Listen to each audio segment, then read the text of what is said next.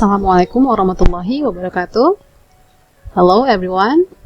Hello my dear students. Welcome back to my learning video.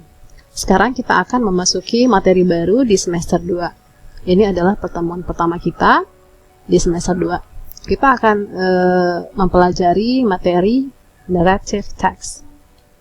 Yaitu kalau di bahasa Indonesia ini adalah teks narasi. Oke. Ini adalah judulnya. Jangan lupa materi ini dibawakan oleh Mem Anissa. Selanjutnya,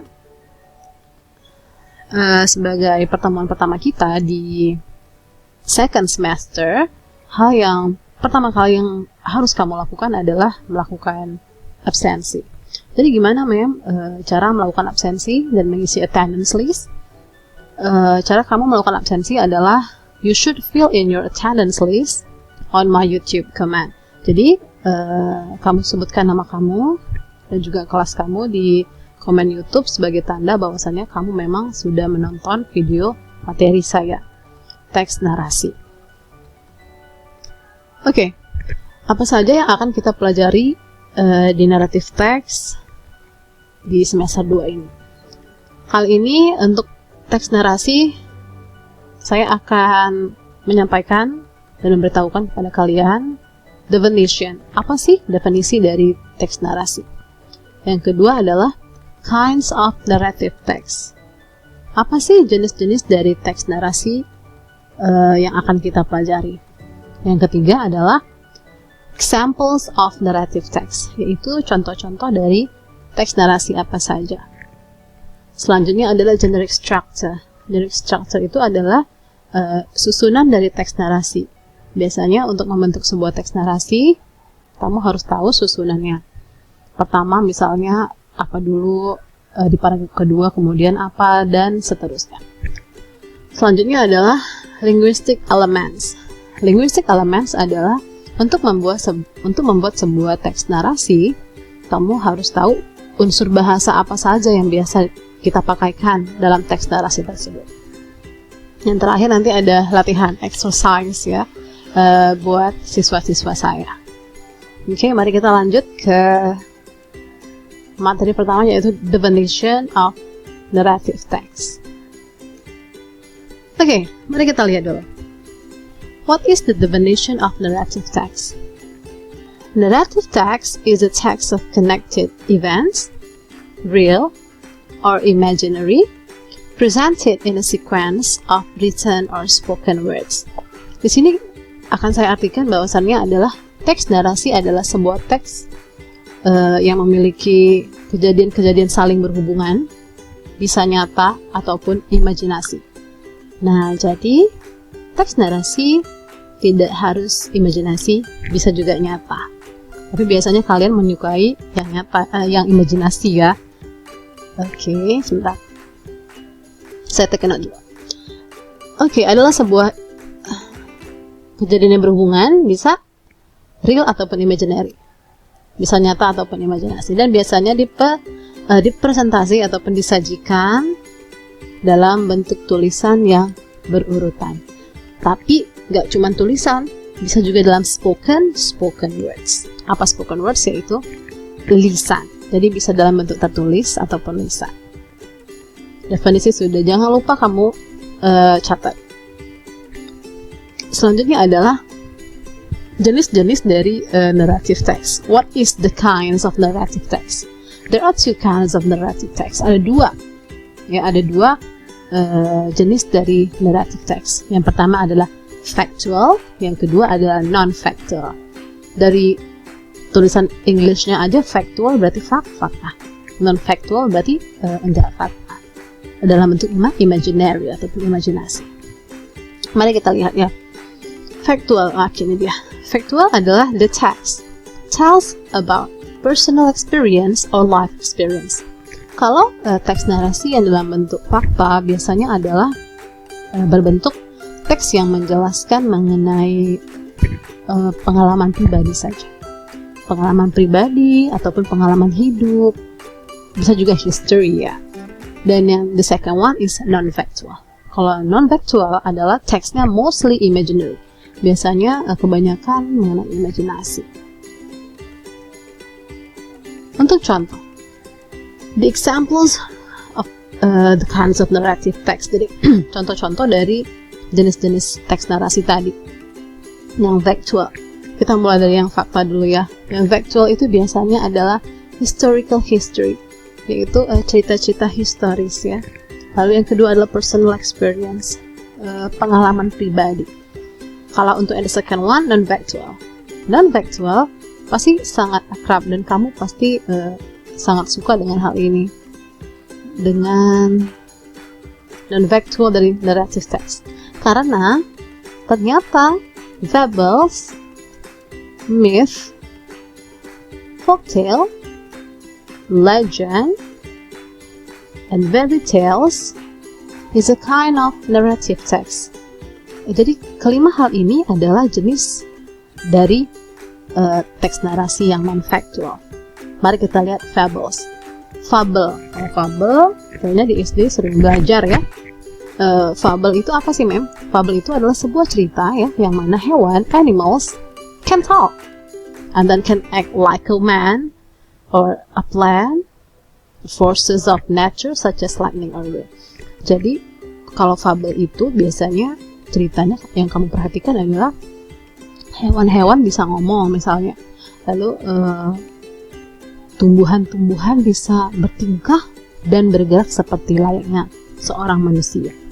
Kalau untuk contoh dari fable, saya kasih satu saja ya, ada mouse, deer, and crocodile. Nanti yang lain kita akan berikan latihan untuk kamu mencari sendiri ya. Mouse, deer, and crocodile. Apa itu mouse, deer? Mouse, deer itu jenis kancil ya, kancil dan buaya. Kancilnya bisa ngomong, buaya juga bisa ngomong. Nah, jadi itu non-factual dan salah satu jenis fable. Oke, yang kedua adalah myth. Myth itu kalau kita mengenalnya adalah mitos. Mitos itu biasanya adalah traditional history, dan biasanya mitos itu menceritakan mengenai asal-usul ya. Mungkin asal-usul sebuah gunung, atau asal-usul nama sebuah danau, terjadi sebuah danau, dan sebagainya. Di sini saya ambil satu cerita, yaitu The Story of Malin Kundang, ataupun cerita mengenai Malin Kundang.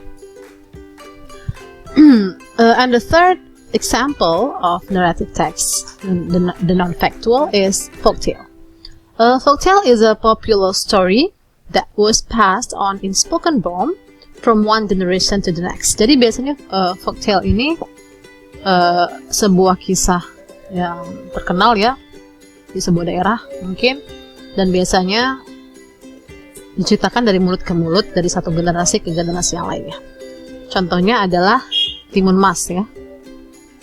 Selanjutnya adalah legend. Legend adalah biasa sebuah legenda. Contohnya adalah traditional story or group of stories about a particular person or place.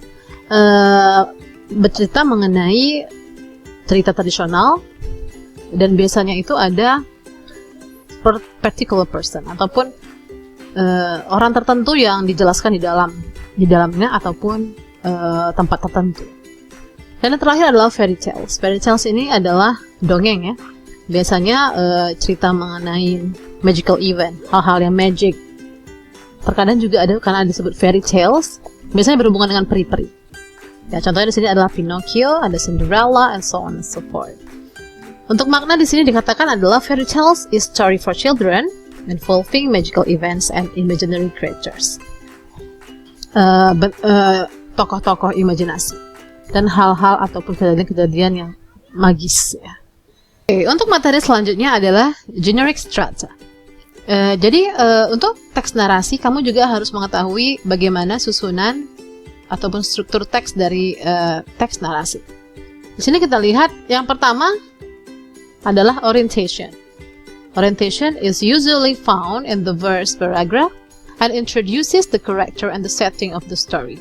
Jadi nanti mungkin di pertemuan ke-5 atau ke-6 saya akan memberikan kamu tugas, keterampilan untuk mencari sebuah teks narasi ataupun mungkin membentuk sebuah teks narasi. Ini adalah hal penting yang harus kamu catat ataupun take note. Jadi pertama adalah sebuah teks narasi akan memiliki orientation ya, ataupun orientasi. Apa itu orientation, ma'am? Orientation is usually found, ya, biasa ditemukan. Oke, ya, biasa ditemukan di paragraf pertama katanya ya. Di paragraf pertama, dan biasanya memperkenalkan mengenai karakter dan juga latar belakang sebuah cerita. Nanti saya akan juga memberikan contohnya sebuah teks narasi yang mana orientation dan seterusnya. Yang kedua adalah complication. Complication adalah main character faces the complication or crisis. Jadi biasanya complication itu adalah krisis ataupun biasanya masalah mulai muncul di sebuah teks narasi. Yang ketiga adalah resolution. Setelah ada pengenalan tokoh, orientation, muncullah permasalahan ataupun crisis ataupun complication. Yang ketiga adalah masalahnya terpecahkan. How the complication is solved. Dipecahkan, ya. Makanya namanya resolution, resolusi. Dan yang terakhir namanya adalah coda ataupun reorientation. Kalau untuk coda dan reorientation biasanya di sebuah teks narasi ada. Kadang ada, kadang tidak ada. Karena what is coda? Coda is the sums up the whole story with the morals or lessons implied. Jadi biasanya coda itu berisi mengenai pesan moral. Ada, kadang juga bisa tidak ada. Oke. Take a note di sini. OCR 2 ya. Coba ya kita kasih pointer. Saya info kamu ya. O C dihafal ya. Karena nanti untuk tugas keterampilan saya akan infokan kalian untuk mengidentifikasi struktur teks dari narasi lalu dipresentasikan. OCR, orientation, complication, resolution, dan juga reorientation ataupun coda. Orientation biasanya memperkenalkan mengenai ini ya, main character, karakter-karakter, latar belakang dari karakter tersebut, setting tempat, di mana kejadian. Lalu ada complication, masalahnya mulai muncul. Lalu setelah itu resolution, masalahnya terpecahkan. Dan yang terakhir adalah resolution ataupun coda. Bisa ada nggak, Mem? Bisa tidak nggak, Mem? Boleh, dua-dua. Boleh ada, boleh tidak. Jadi kamu boleh, untuk cerita kamu nanti, boleh kamu munculkan moral lesson, boleh tidak ya. Boleh munculkan pesan moral ataupun tidak. Oke, selanjutnya adalah contoh teks narasi yang sudah saya bagi-bagi menjadi generic strata. Di sini adalah sebuah kisah ya. Mari kita lihat. Akan saya bacakan. Ini sudah saya bagi-bagi. The first paragraph ada orientation. A long time ago, there was a rabbit who had a best friend, a donkey. One evening, they decided to go to the field to find something. Nah, ini adalah orientationnya. Coba diingat kembali. Tadi apa orientation? Kita lihat. Biasanya ditemukan di paragraf pertama. Benar. Memperkenalkan karakter dan juga latar belakang sebuah cerita. Mari kita lihat apakah benar. A long time ago there was a rabbit. Oke, ada rabbit. Karakternya ada si rabbit. Lalu ada a donkey. Ada si donkey ya. Keledai, bukan kedelai. Lalu apa latar belakang ceritanya? One evening, di sebuah malam. Oke, itu untuk orientation. Yang kedua, complication. Di sini dikatakan complication adalah munculnya crisis, main character, karakter utama menghadapi sebuah krisis ataupun permasalahan. Let's read. They were so happy because the field was planted with watermelon. After the donkey had eaten a lot of watermelon, he wanted to sing. The rabbit warned him not to do that because it would wake the farmer up. The donkey didn't listen to the rabbit. He continued to sing loudly. Finally, the rabbit left the donkey alone in the watermelon field because the rabbit couldn't stop the foolish donkey. Di sini masalah yang terjadi. Mereka bahagia menemukan ladang semangka katanya ya. Rupanya si donkey makan semangka kebanyakan.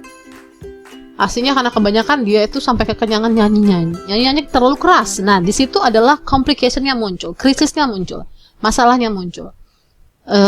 Karena terlalu keras, si rabbit takut membangunkan si farmer. Khawatir membangunkan si petani. Akhirnya ditinggalkannya lah si donkey sendirian di ladang tersebut, di ladang watermelon. Oke, setelah itu ditinggalkan, complication sampai sini, saya nggak baca sampai sini. Terakhir adalah resolution. Apa resolution? Resolution adalah how the crisis is resolved. Bagaimana permasalahannya dipecahkan. Mari kita lihat. When the farmer left the field, the rabbit released the donkey. The donkey realized his mistake and thanked the rabbit. Dia.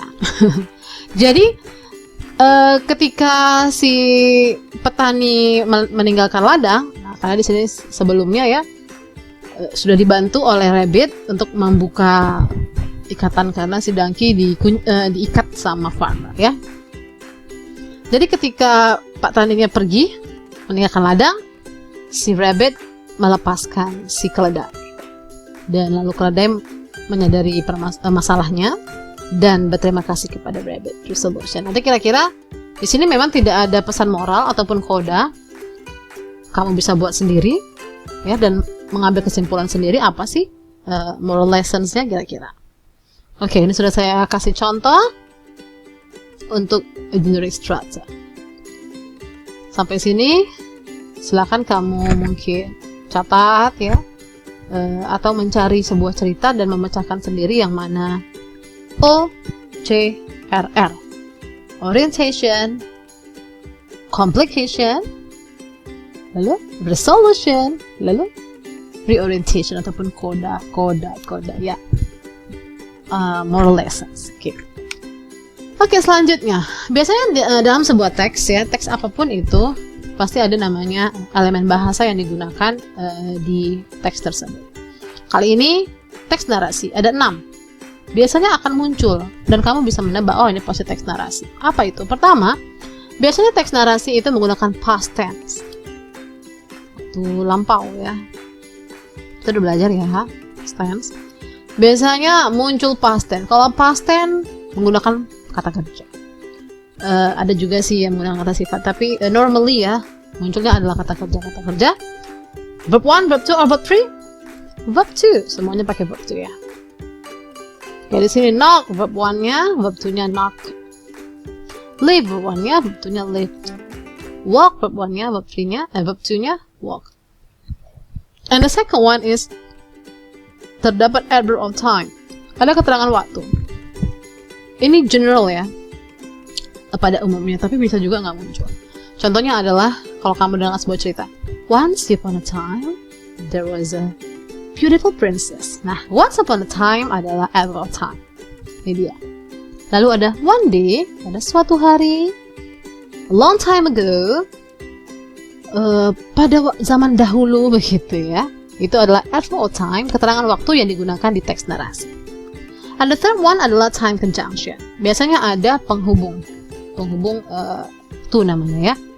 Biasanya menggunakan when, ketika, suddenly, tiba-tiba, then, kemudian, after that, setelah itu, next, selanjutnya, finally, akhirnya, and so on and so forth. And the fourth one, keempat, biasanya ada specific character. Ada karakter spesifik ya. Contohnya ada Cinderella, ada Alibaba, ada Snow White, ada Pinocchio, ada Maling Kundang, lagi Lebay Malang ya. Kalau kamu pernah dengar sebuah cerita namanya Lebay Malang, si Lebay Malang itu adalah specific character. Ada fifth one is action verb, menggunakan kata kerja action. Kata kerja action sebelumnya kita sudah pernah bahas kalau bahas tenses. Action verb biasanya berhubungan dengan gerakan fisik ya. Sini lihat walk ya, jalan, watch menonton, run berlari, travel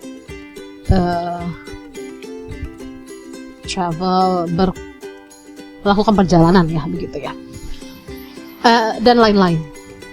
Saya nggak akan berikan terlalu banyak, kamu bisa find out dan cari sendiri di googling atau mungkin di dictionary.